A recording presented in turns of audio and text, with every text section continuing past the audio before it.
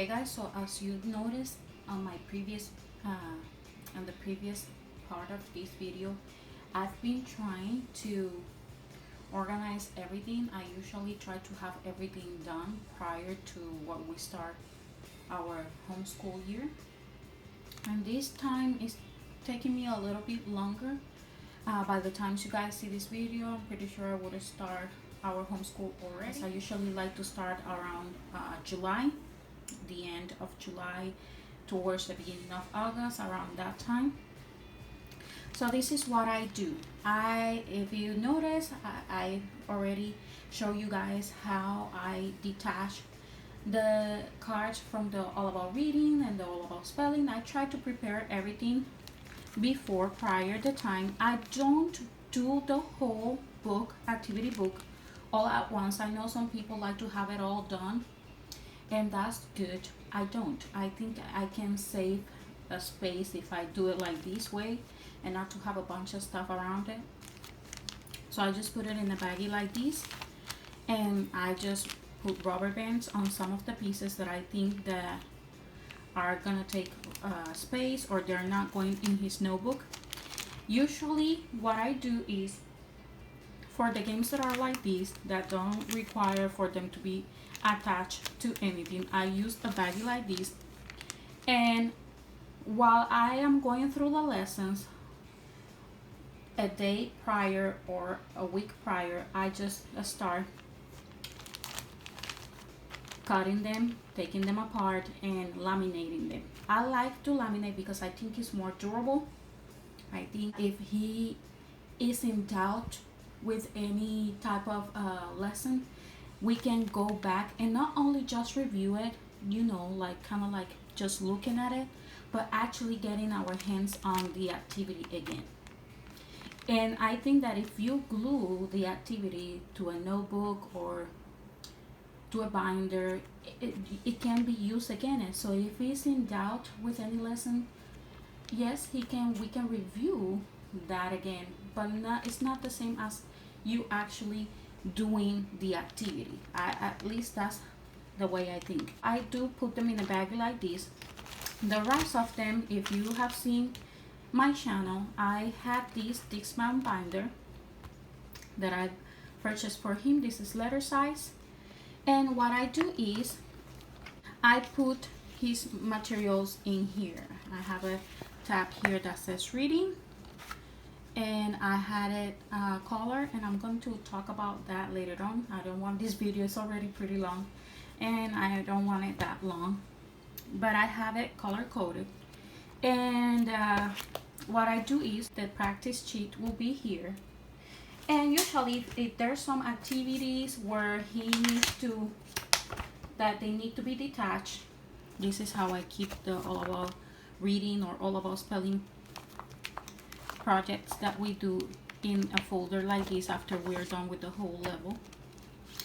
What I do is if we have activities that can be done over again and he's in doubt, these activities I left them in here, and if you notice, it's attached very well. If he needs to detach it, he don't need my help, he just goes like this, and it's very easy. And I laminate the paper, I cut them out, and I use Velcro. In that way, if he's in doubt, he just can do the activity again. When we are done, it is saved in here. I don't have to be looking around for the parts or trying to start attaching them together, or as I've seen in another channels, which I don't think is bad, but the kid glues, which is the purpose of the course, is that the kid will glue the paper or the activity, and you can have it in a notebook, and you can review it back, but it won't be the same because they cannot actually do the activity the same. So they will be mostly just looking at it. And I wanted something where he has hands on. I think it works very well with him. So I think this idea is really good. As I said, when we're done with the whole level, what I do is I purchase these envelopes at the dollar store. So it's $1 for 3 envelopes. And I keep them in here. not all the papers and all the activities are not gonna be able to fit in here. So I use a few. Usually it takes like the three envelopes per level. Sorry. But this is how I keep them. And then it's in a clear envelope so I can see it again. And if I need to grab it, I just grab the envelope, and here are all the activities for me to review them, so I don't have a trouble. I usually label them in here, level 1, level 2, whichever level it is. Okay, here I have those two. Then for the magnets, for the magnetized letters, I just put them in a baggie just like it says in the All About Reading. I just put them in here and keep them in here. And here, because we're doing All About Reading level 2 and we're doing All About Spelling level 2, we are actually right there with both of them. I have both of them together, and I think it's easier for me that way. Okay, in here, as I said, we have the review words sheet, the practice sheet. And this is the notebook that he will be using during the year. This is not the first time I use this spell notebook. It's our second year. It's been working for us. I do not want to change it. And it's saving me time with him. I actually like this a lot. Then now for me, I purchased this Med 5-star. And it works as just like a binder. But it has the flexibility of a notebook. So in here I have all the materials that I'm going to be using, and I'm going to show that with more detail later on. But in here I have what he requires for the 3rd grade, and this is just to have like an idea. It's not exactly like we need to have these for the end of the year, so it's just to know where we're standing. A few papers. In here I keep his All About Reading, All About Spelling.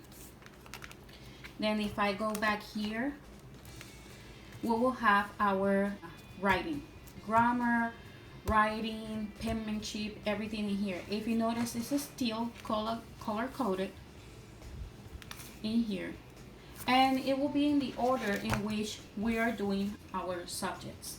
Right now they're not exactly how I want them to be. We are still experimenting in what type of order we want things to be happening, or if I want everything changing every now and then. So the color coding part will help me with that, no matter how, in which order I give the subjects to him, because it'll be easy for me to find, because it will be right here color coded for me as well as for him. We will not have that trouble.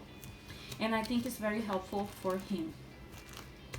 And I will show you later on how I have everything organized, how it will be looking at the end. I just wanted to give you an idea of how I prep things.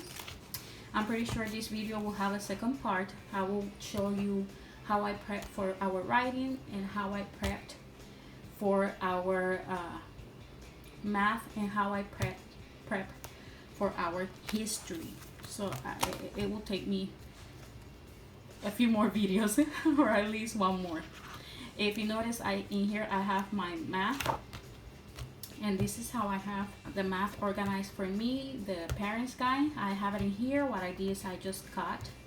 I didn't went to the store, I just cut it myself, and I hole punch the pages, and I just create my parent guide just right here.